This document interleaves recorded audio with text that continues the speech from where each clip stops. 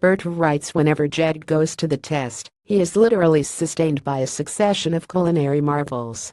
My test match sustenance, on the other hand, is more metaphorical than literal, being largely a succession of pointless and asinine conversations. But just as when Harry Morgan's closes its doors for the evening, the source of our interlocutory morsels occasionally fails, and uncomfortable silence falls.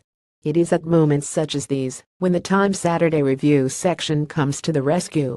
Aside from being very badly named, it is published on a Saturday morning. For God's sake, its usefulness as a trigger for drunken conversation is unsurpassed. Not the least of its delights is the puzzle section, and the edition I grabbed on my way out of the house could not have been more appropriate. The Two Brains quiz comprised the following questions. 1.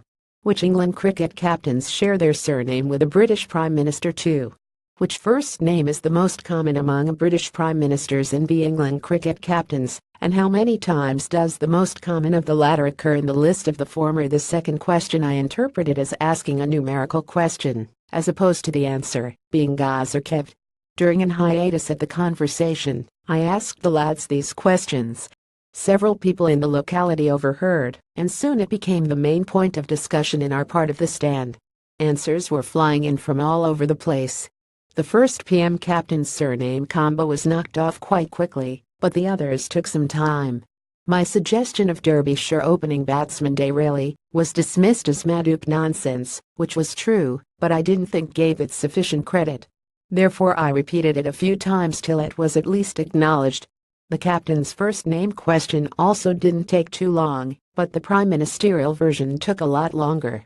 To finish, we did the word finder puzzle, to find as many words as you can from the letters Y, D, E, D, S, U, N, T, U, R, 4 letters or more, all containing the first of these letters Y. No proper nouns, no conjugated verbs, no comparatives, superlatives or plurals.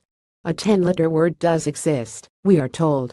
Getting 13 words is described as average. 18 is good, 26 is very good, and 34 is excellent.